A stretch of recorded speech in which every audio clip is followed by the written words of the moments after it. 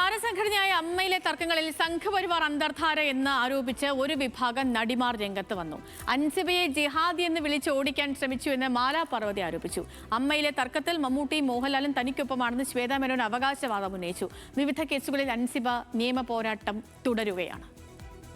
അമ്മയിലെ തർക്കങ്ങളിൽ സംഘപരിവാർ രാഷ്ട്രീയം എങ്ങനെ അന്തർധാരയായി പ്രവർത്തിക്കുന്നുവെന്ന് വിശദീകരിച്ചുകൊണ്ടാണ് നടിമാരായ അൻസിബ ഹസനും മാലാ പാർവതിയും മായ വിശ്വനാഥും ഉഷ ഹസീനിയും വാർത്താ സമ്മേളനം നടത്തിയത്. ശ്വേതാ മേനോന്റെ വിശ്വാസ്യതയിൽ 15 കോടി രൂപ അദാനി ഗ്രൂപ്പിൽ നിന്ന് അമ്മയിലേക്ക് കൊണ്ടുവരാമെന്നാണ് BJP നേതാവ് പത്മജ മേനോൻ പറഞ്ഞത്. അങ്ങനെ അജണ്ട നടപ്പാക്കാൻ നോക്കിയാൽ എതിർക്കും. അൻസിബയെ വർഗീയവാദിയും ജിഹാദിയുമാക്കി ഓടിക്കാനാണ് ശ്രമം നടന്നെന്ന് മാലാ പാർവതി പറഞ്ഞു. ശ്വേതയുടെ വിശ്വാസ്യതയിൽ കൊണ്ടുവരുമെന്ന് പറയുന്നത് മറ്റൊരു പ്രധാനപ്പെട്ട രാഷ്ട്രീയ പാർട്ടിയുടെ സംസ്ഥാന നേതാവാണ്. ഞങ്ങളുടെ അറിവിൽ അവർ അമ്മയുടെ മെമ്പറല്ല. ഞങ്ങൾക്ക് മൾട്ടിനാഷണൽ കമ്പനിയുടെ 15 കോടി രൂപ ആവശ്യമില്ല എന്നതാണ് ഞങ്ങളുടെ പ്രധാനപ്പെട്ട ഒരു കാര്യം. ഇവിടെ ഇതിൻ്റെ അജണ്ടകൾ നടപ്പിലാക്കാൻ ശ്രമിക്കുമ്പോൾ അത് ഞങ്ങൾ എതിർക്കും. അൻസിബ മതം മാറ്റത്തിന് ശ്രമിച്ചെന്ന കഥ ഉത്തരേന്ത്യയിൽ ഓടും. എന്നാൽ ഉത്തമ വിശ്വാസത്തോടെ അതിനെ എതിർത്തെന്നും മാലാ പാർവതി പറഞ്ഞു. BJPക്ക് സ്ഥാനാർത്ഥികൾ എത്തിക്കാൻ ശ്വേത 2 കോടി വാങ്ങിയെന്ന് ഉഷ ഹസീന ആരോപിച്ചു. അതിനുമുമ്പ് കയ്യിൽ നിന്ന് കണക്കിന്റെ ഒരു പേജ് ലീക്കായിട്ടുണ്ട്. അതിൽ 60 ലക്ഷത്തിന് മേലെ കണക്കില്ലാതെ വന്നിട്ടുണ്ട്. അതിനെ കുറിച്ചൊക്കെ ബാബുരാജ് പറഞ്ഞതാണ്. അത് കാണിച്ചു കൊടുത്തിട്ടുണ്ടായിരുന്നു ബാബുരാജ്.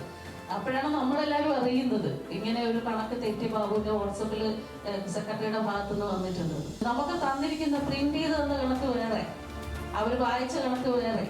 അപ്പോൾ അതൊക്കെ കൺഫ്യൂഷൻ ഉണ്ടായി. അവിടെ മൊത്തത്തിൽ എല്ലാവരും ചോദ്യം ചെയ്യാൻ തുടങ്ങി. അംഗങ്ങളാണ്, മൈക്ക് അവിടെ ആർക്കും തന്നില്ല. അമ്മയിലെ ശ്വേതാ മേനോൻ അധ്യക്ഷയായ ഭരണസമിതി വീണത് സാമ്പത്തിക ക്രമക്കേട് കാരണമാണ്.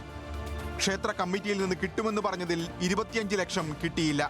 ഇത് കമ്മിറ്റിയിൽ ശ്വേത ചേച്ചിയാണ് ആദ്യം കൊണ്ടുവന്നത്. അന്ന് പറഞ്ഞത് 1 കോടി എന്നായിരുന്നു. അത് എഗ്രിമെന്റ് ആയപ്പോൾ 75 ലക്ഷമായി മാറി. 25 ലക്ഷം എവിടെ പോയി എനിക്കറിഞ്ഞു. രമേശ് പിഷാരടിയുമായുള്ള ഫോൺ സംഭാഷണം പുറത്തുവിട്ട ശ്വേത ജനറൽ ബോഡിയെ നാണം കെടുത്തിയെന്നും നടിമാർ ആരോപിച്ചു. ആ ഓഡിയോ ക്ലിപ്പില് പല ഭാഗത്തും അവർ സംസാരിച്ചത് മ്യൂട്ട് ചെയ്തിട്ടുണ്ട്. എന്ന് പിഷാരടി സംസാരിച്ചത് മാത്രമാണ് മുഴുവനായിട്ട് കൊടുത്തിട്ടുള്ളത്. അത് വളരെ മോശമായിട്ടുള്ള കാര്യം. അതൊരു ക്രൈമാണ് സത്യം പറഞ്ഞാൽ. ഇതോടെ അമ്മ പ്രസിഡന്റ് എന്ന സ്ഥാനപ്പേരോടെ ശ്വേതാ മേനോൻ FB പോസ്റ്റുമായി രംഗത്തെത്തി. മമ്മൂട്ടിയും മോഹൻലാലും തനിക്കൊപ്പമാണെന്ന് അവകാശപ്പെട്ടായിരുന്നു FB പോസ്റ്റ്. നിലപാടിൽ ഉറച്ചുനിന്ന് പോരാടണമെന്ന് പറഞ്ഞ മമ്മൂട്ടിക്കും മോഹൻലാലിനും നന്ദി. സംഘടന എങ്ങനെ പ്രവർത്തിക്കണമെന്ന് തീരുമാനിക്കേണ്ടത് ഓടിയിളക്കി വന്നവരല്ല, ഇലക്ഷനിൽ ജയിച്ചവരാകണമെന്നും ശ്വേത പറഞ്ഞു. എന്നാൽ ഈ അവകാശവാദം മുഖവിലക്കെടുക്കാൻ അൻസിബ തയ്യാറല്ല. ശ്വേതാ മേനോൻ ഒരു വിശദീകരണം ശ്രദ്ധിച്ചിരുന്നു. മമ്മൂട്ടിയും മോഹൻലാലും ഒപ്പമുണ്ട്, അവർ പറഞ്ഞ സംഘടനയിൽ. അതിലെനിക്കൊരു വിശ്വാസമില്ല, ഞാൻ വിശ്വസിക്കണില്ല. അങ്ങനെ പറയുകയാണെങ്കിൽ നമുക്ക് ലാലേട്ടന് പബ്ലിക്കലി വന്ന് പറയാം. അമ്മയിലെ തർക്കത്തിൽ നിയമ പോരാട്ടം കണിശതയോടെ തുടരുകയാണ് അൻസിബ.